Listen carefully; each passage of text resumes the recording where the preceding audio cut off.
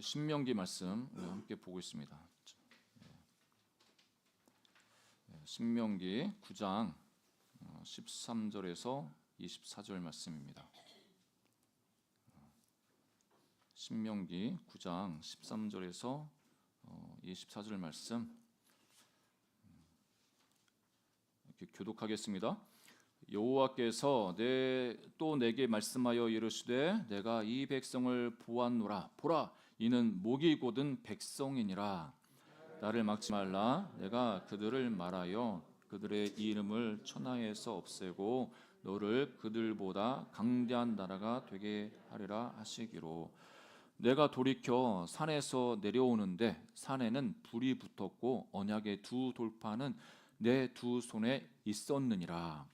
내가 본즉 너희가 너희의 하나님 여호와께 범죄하여 자기를 위하여 송아지를 부어 만들어서 여호와께서 명령하신 돌을 빨리 떠나기로. 내가 그 두 돌판을 내 두 손으로 들어 던져 너희의 목전에서 깨뜨렸노라.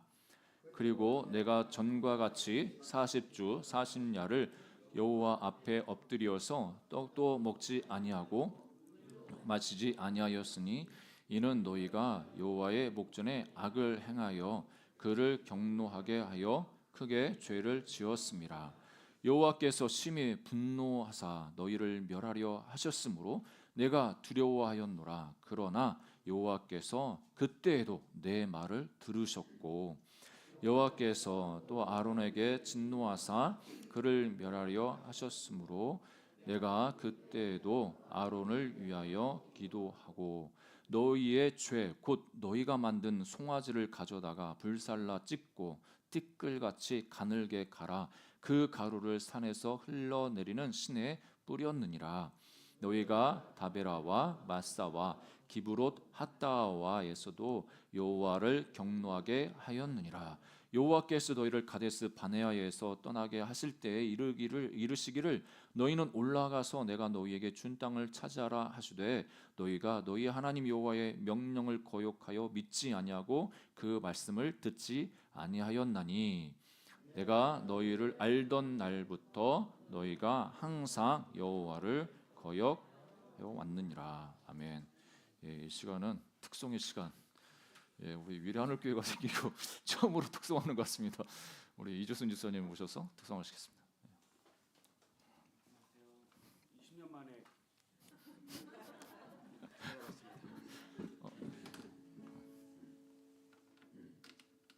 제가 노래 찬양 잘 못하는데 같이 불러주시면 좋겠습니다.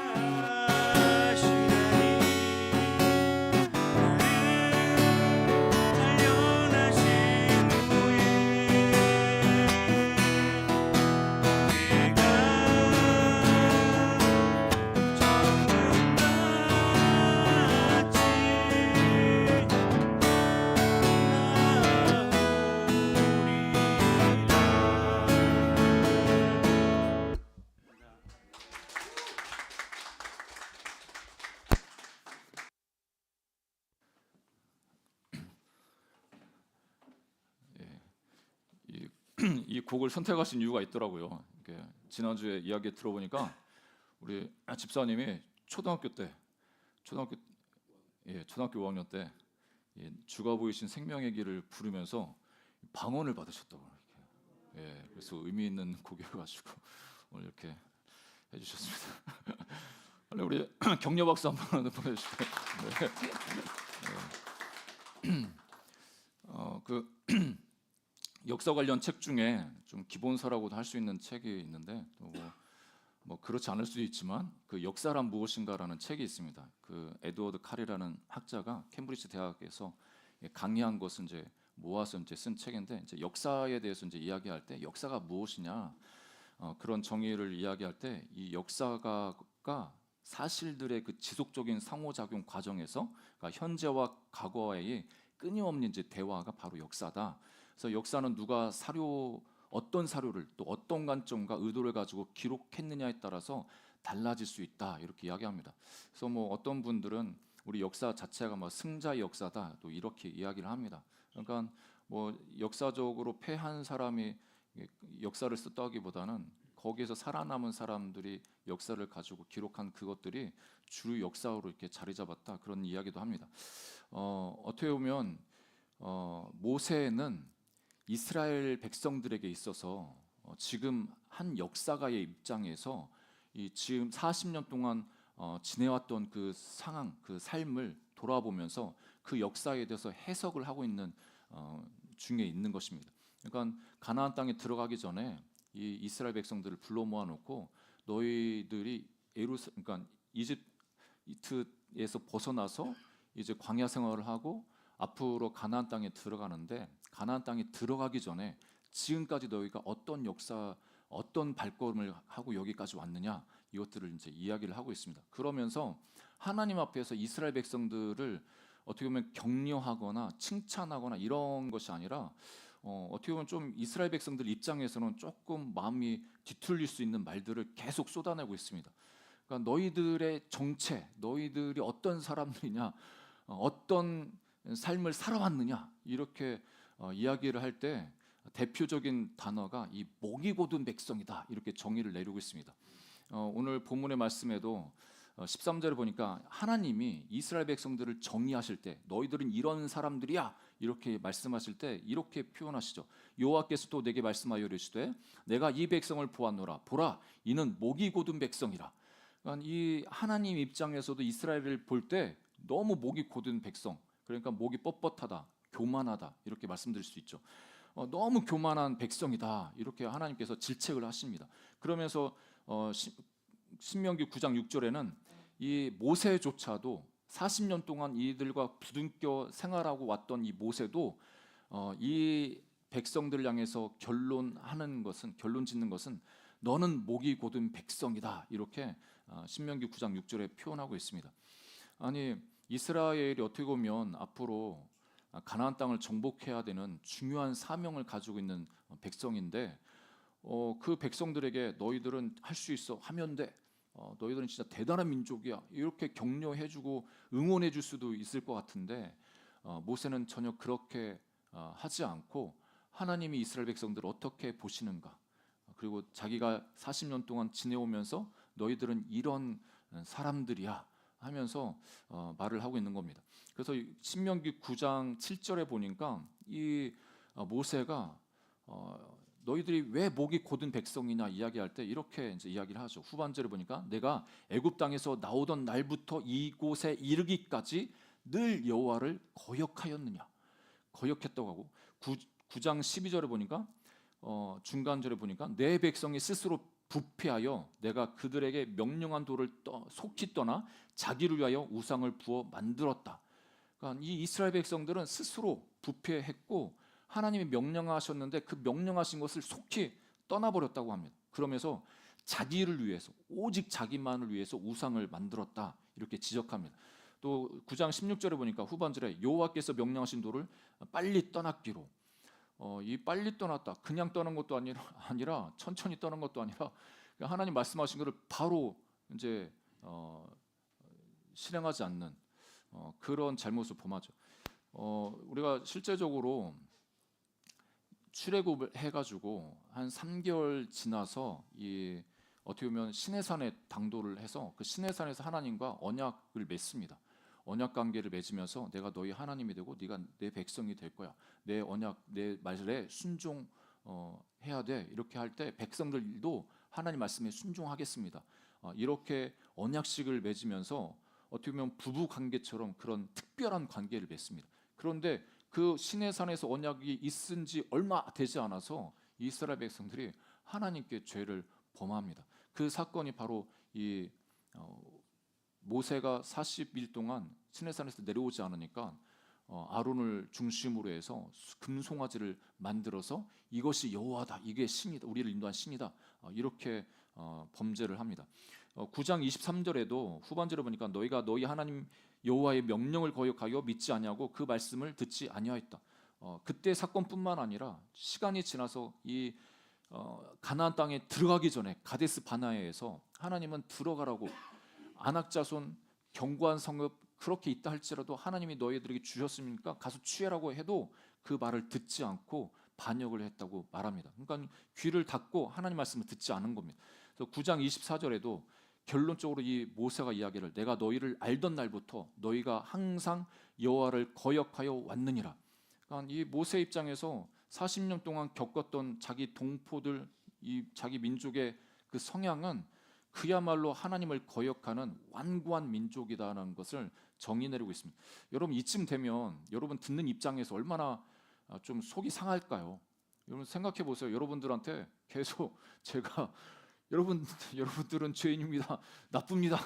여러분은 진짜 완고합니다. 이렇게 여러분들한테 설교를 한다고 생각해 보세요.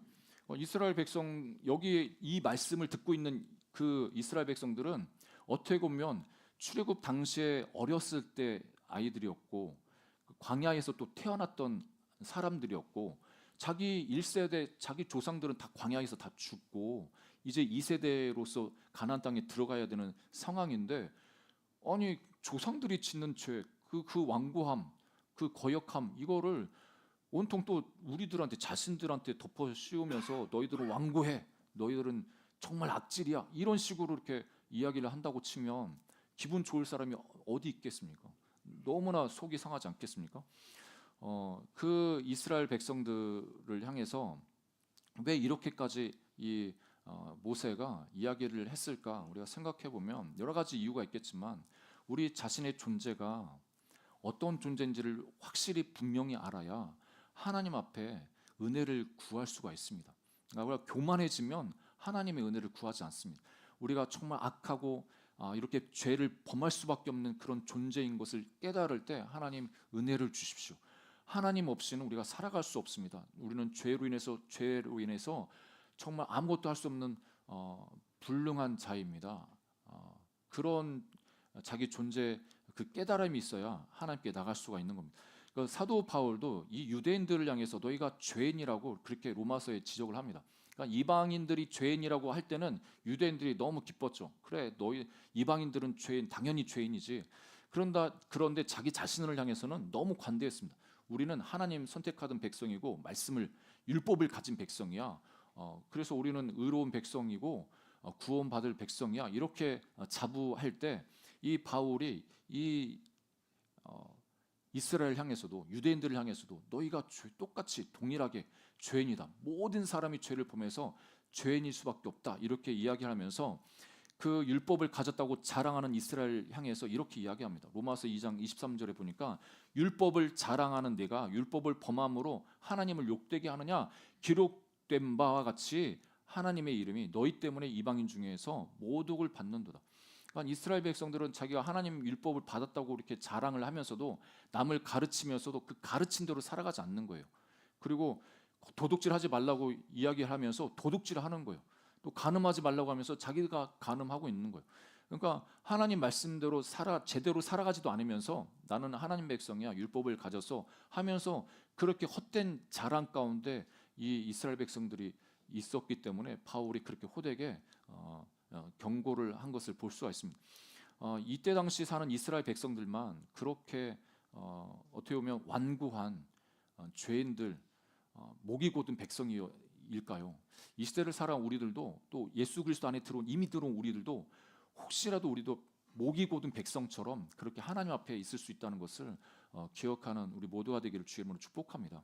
우리도 모르게 나는 이 정도 신앙생활하면, 이 정도 경건하면, 이 정도 도덕적으로 흠이 없으니까 다른 사람보다는 조금 나아. 그래도 나는 나아. 나는 저 사람보다는 낫지. 이런 것이 말은 안 하지만 암암리에 우리 마음 가운데 깔려 있습니다. 그것이 언제 나타나냐면 다른 사람이 어떤 실수를 한다든지 잘못을 범했을 때 그 사람을 향해서 말로는 직접적으로 이야기하지 않지만 속으로는 정죄하는 마음과 심판하는 그 마음이 우리 마음에도 계속적으로 일어납니다. 네가 그렇게 하면 되겠어. 네가 누군데 직분자인데 그렇게 살면 돼? 하면서 우리도 모르게 심판자가 되어서 그 사람들을 정죄하는 그런 우를 범합니다. 이런 마음이 있다는 것 자체가 우리가 얼마나 하나님 앞에서 교만한 존재인지를 가르쳐 주는 겁니다. 여러분, 이런 교만한 죄를 범하지 않는 겸손한 우리 모두가 되기를 주의 이름으로 축복합니다. 이 목이 곧은 백성들을 향해서 하나님이 어떻게 반응하시는가를 오늘 본문의 말씀에도 쭉 이야기하는데, 하나님이 진노하심을 말씀하고 있습니다. 8절에 보니까 호렙산에서 너희가 여호와를 경노하게 하였으므로 하나님께서 진노하사, 그리고 신명기 9장 14절 오늘 말씀에 나를 막지 말라, 내가 그들을 멸하여 그들의 이름을 천하에 없애고. 그러니까 하나님이 이스라엘 백성들이 행하는 그 불순종과 그 죄, 우상 숭배가 얼마나 마음이 아프셨는지 이 분노하시고 진노하셔서 다 쓸어버린다고 하십니다. 참 이 말씀을 묵상할 때 14절의 말씀에 나를 막지 마, 이 모세한테 그러는 거죠. 여러분들이 모세 입장이었으면 어떻게 하셨을 겁니까? 내가 너를 통해서 새로운 민족을 만들 거야. 나를 막지 마. 어떤 분들은 주님 원하시는 대로 하십시오 해가지고 나를 통해서 새로운 민족을 이루어 주십시오 이렇게도 하실 수도 있겠죠. 근데 이 모세는 그렇게 완고하고 목이 곧은 자기 백성이지만, 정말 자기 말 하나님 말씀을 안 듣는 이스라엘 백성들이지만 그 이스라엘 백성들을 향해서 하나님 앞에 기도합니다. 그리고 어떻게 보면 하나님도 어떻게 이 말씀을 하시는 그 의도, 진짜 하나님이 진노하셔서 이스라엘 다 쓸어버리려고 하는 그 마음도 있으셨겠지만, 제가 묵상할 때는 나를 막지 말라고 하는 이것조차도 어떻게 보면 우리가 싸움할 때 나 막아달라는 얘기 아니겠습니까? 나 막지 마. 나 막 우리 이 자녀가 잘못했을 때 부모님이 아버지가 막 혼내려고 하면은 나 막지 마. 안 막아도 돼.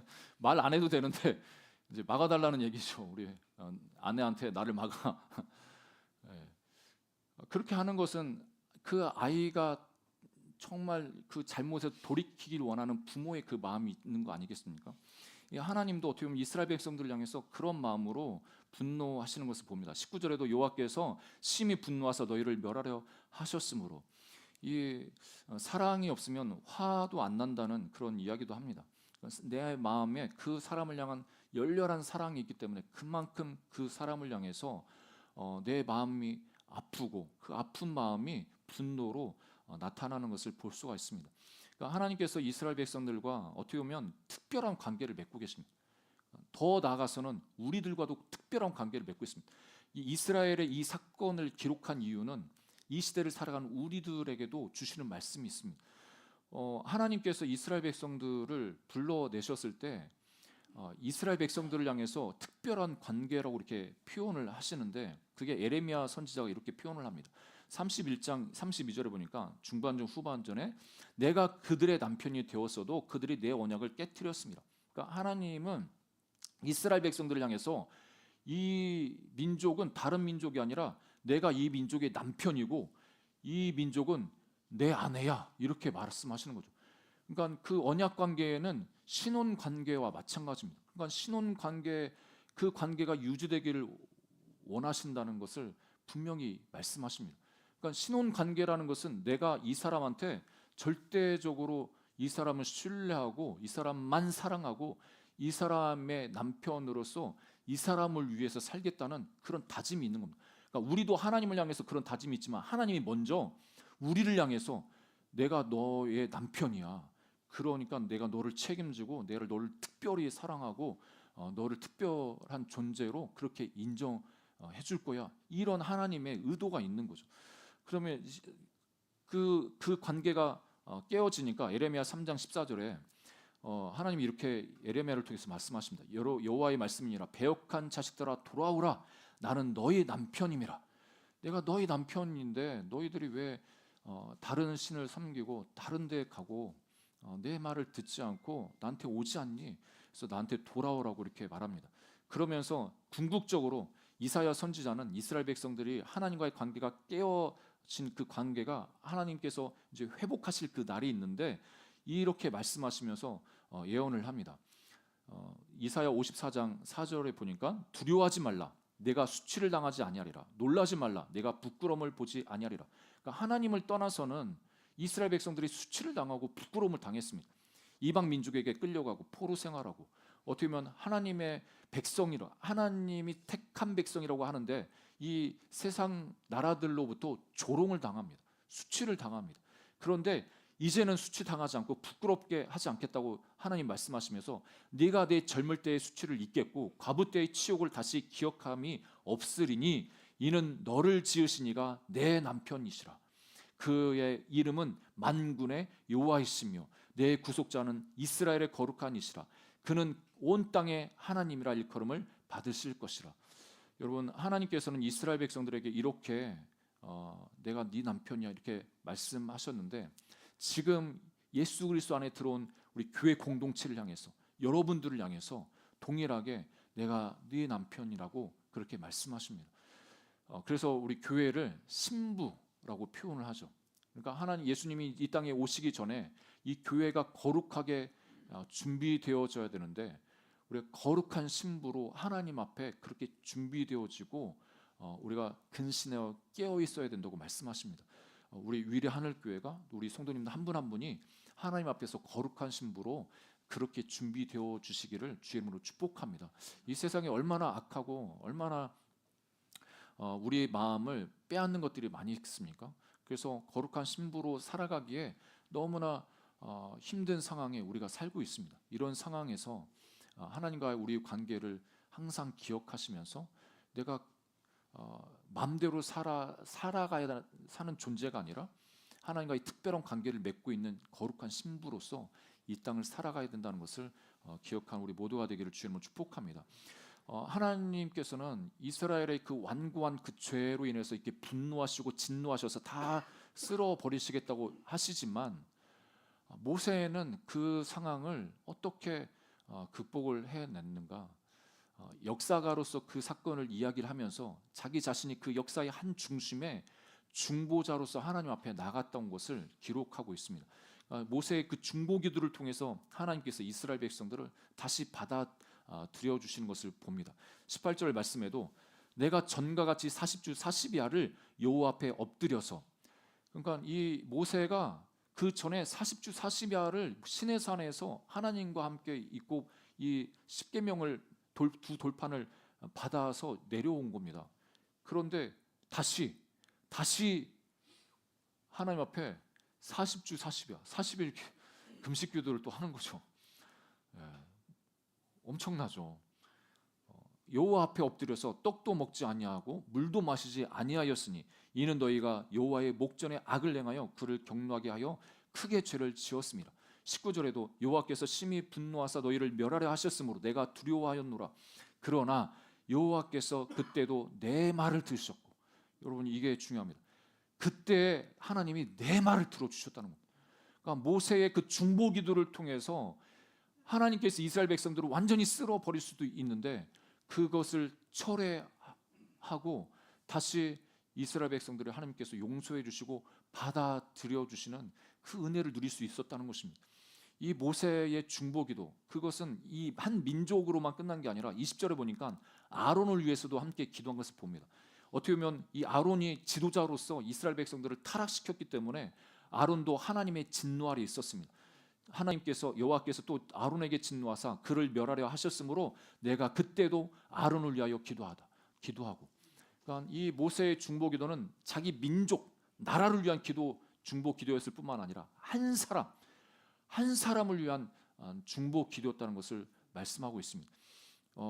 그 중보 기도자가 어떤 자세로 어떤 역할을 하는지에 대해서 이 모세가 우리에게 잘 모범을 보여주는데 신명기 9장 25절에 보니까 후반절에 내가 여전히 40주 40야를 하나님 여호와 앞에 엎드렸다 이렇게 표현합니다.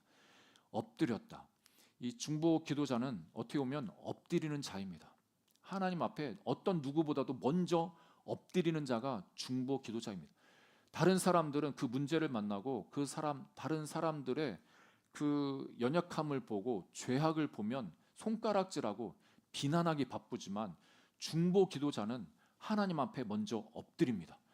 내 자녀의 죄를 보고 내 자녀에 대해서 뭐라고 질책할 수도 있습니다. 그런데 그 전에 하나님 앞에 먼저 엎드리는 겁니다. 교회에 대해서 민족의 그 죄에 대해서 그 교회를 또 민족을 정죄할 수 있습니다. 심판할 수 있습니다. 비난할 수 있습니다. 그런데 그 전에 먼저 하나님 앞에 엎드리는 자가 중보 기도자인 것을 우리에게 가르쳐 주십니다. 여러분, 죄 있는 자, 우리 주변에 있는 아픔과 절망이 있는 자, 그들을 봤을 때 먼저 하나님 앞에 엎드릴 수 있는 우리 모두가 되기를 주의 이름으로 축복합니다. 26절에 보니까 이 중보 기도자의 자세, 또 기도 내용이 어떤 건지를 이야기할 때 하나님 앞에 이렇게 기도했다고 모세는 기록합니다.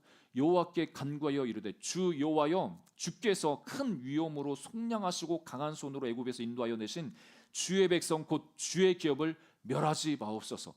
그러니까 멸하지 말라고 그 이야기 하나님 앞에 간구하는데, 하나님이 멸하지 않으셔야 될 그 사람들이 누구냐 이야기할 때 그 사람들은 내 백성이 아니라 하나님의 백성입니다. 그러니까 하나님은 이스라엘 백성들이 죄로 범할 때 모세한테 네 백성이야, 네 백성이야 이렇게 이야기하시지 않습니까? 그런데 이 모세는 아닙니다. 하나님, 이 사람들 내 백성이 아니라 하나님 백성입니다. 하나님의 기업이십니다. 이렇게 하나님 앞에 간구하는 것입니다. 여러분, 하나님께서는 하나님과의 그 특별한 관계성 속에 있는 그 사람들을 궁일이 여겨 주십니다.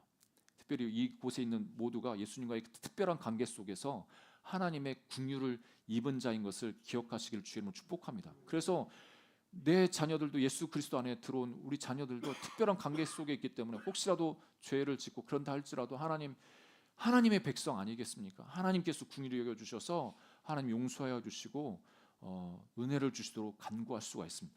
27절에도 주의 종 아브라함과 이삭과 야곱을 생각하사, 이게 너무나 중요합니다.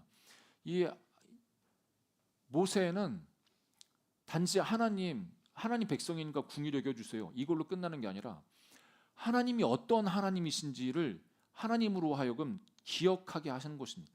하나님은 언약을 맺으시는 하나님이시고 그 언약하셨으면, 그 약속하셨으면 그 약속을 반드시 지키시는 하나님이십니다.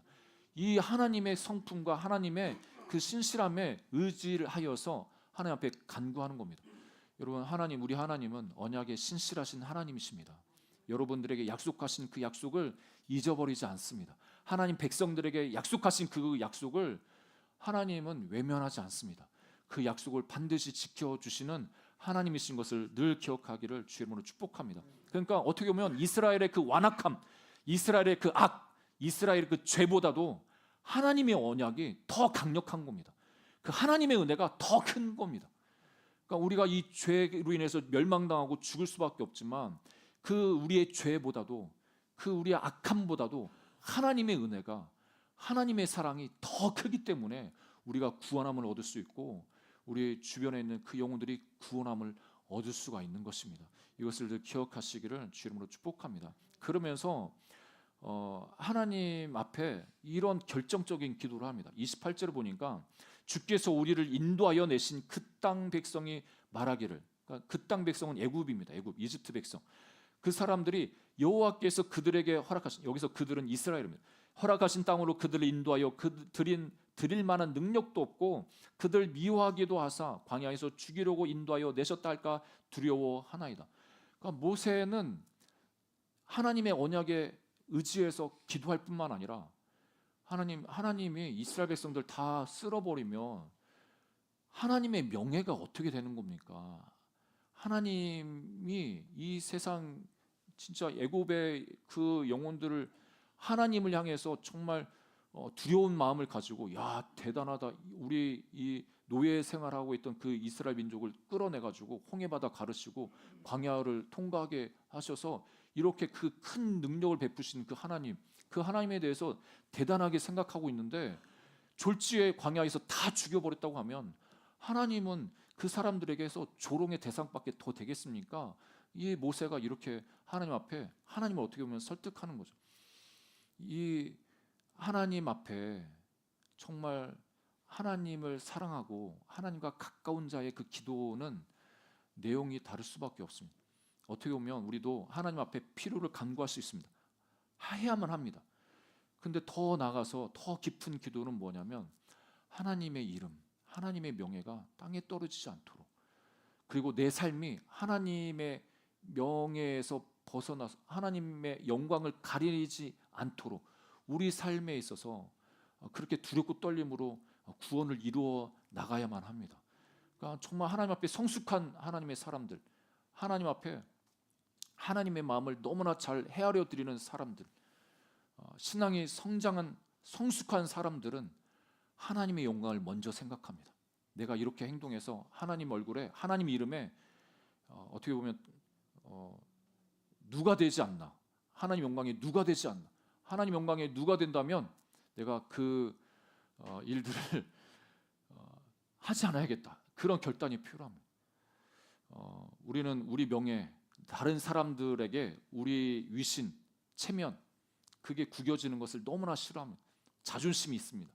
내 명예가, 내 이름이 다른 사람들로부터 조롱당하고 그렇게 다른 사람들로부터 어떻게 보면은 조롱당할 때 참 상처를 받습니다. 참 큰 상처를 받죠.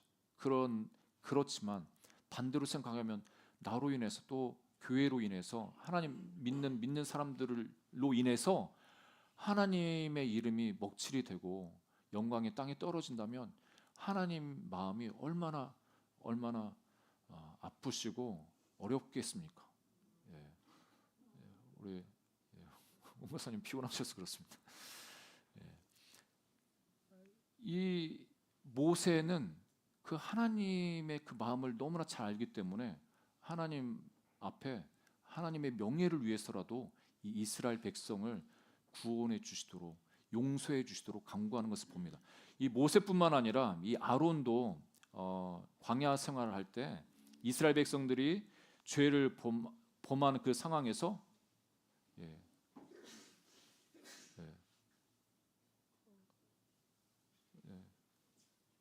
어디 아프신 건 아니죠?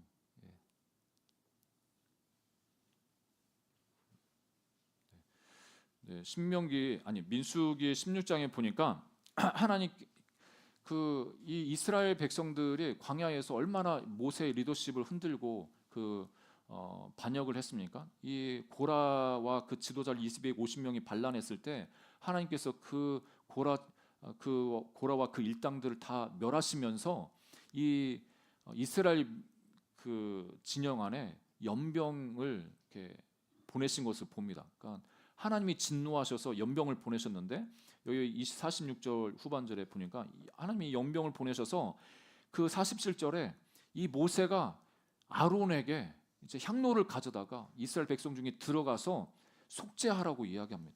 그래서 백성 중에 연병이 시작되어 가지고 이 백성을 위해서 이제 속죄를 합니다. 이 48점이 너무나 중요한데 중보자의 역할이 어떤 역할인지 이야기할 때 죽은 자와 산 자 사이에 섰을 때 연병이 그치니라.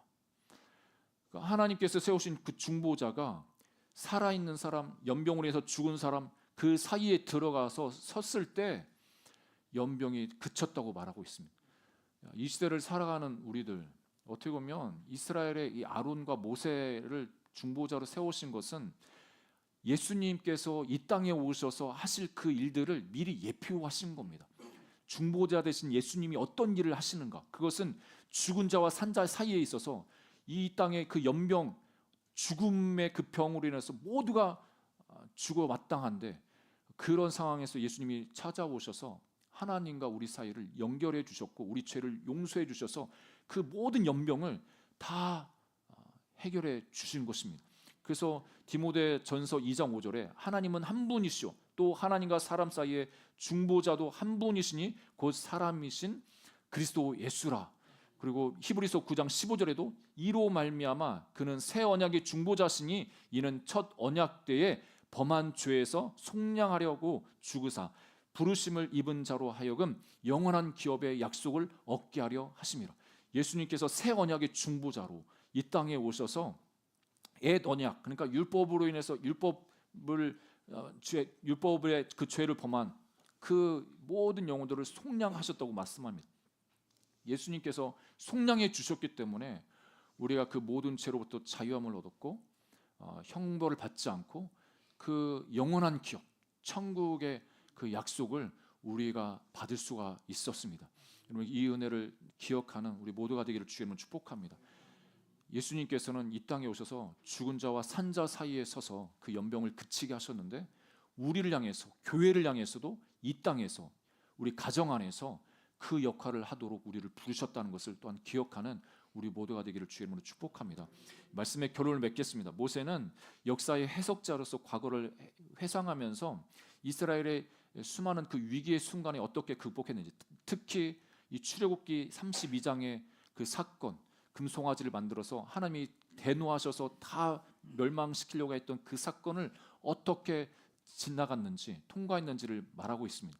이스라엘이 거역하고 스스로 부패하고 도에서 속히 떠나고 목이 곧은 백성이었기 때문에 하나님이 진노하실 수밖에 없지만 자기 자신이 하나님 앞에 중보자로서 그렇게 역할을 함으로 이스라엘 백성들이 구원함을 얻었다고 말씀합니다.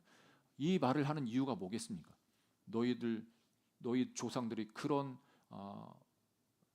죄로 인해서 어떻게 보면 죽을 수밖에 없었고 이런 상황이 가나안 땅에 들어가서도 반복될 수가 있는데 이것을 기억하고 근신하고 깨어 있으라고 도전하는 것입니다. 우리가 이 땅을 살아가는 우리들, 이 모세가 했던 중보자의 그 삶을 이 땅에서도 우리가 함께 해나가는 우리 모두가 되기를 주님으로 축복합니다.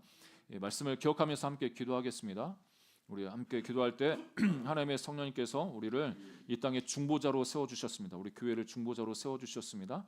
이 모세가 모세의 중보기도 끝난 게 아니라 이것이 예수님께 오셔서 온전한 중보로 이 세상을 구원하여 주셨는데 그 사명을 또 우리에게 맡겨 주셨습니다. 우리 가정 안에, 우리 이 땅 안에 죽어가는 그 영혼들을 살리는 중보자로 사역을 잘 감당케 해주시고 또 더 나아가서 우리 개인의 삶에 있어서도 가정에 어려움이 있는 그 영혼들을 하나님 앞에 그 영혼들을 위해서 중보하는, 기도하는 중보자가 되게 해 주옵소서. 함께 기도하고 제가 기도하고 마치겠습니다. 우리 주님 한번 부르짖고 기도하겠습니다. 주여, 주신 하나님 아버지 날짜 감사드립니다. 하나님께서 우리를 사랑하여 주시고 하나님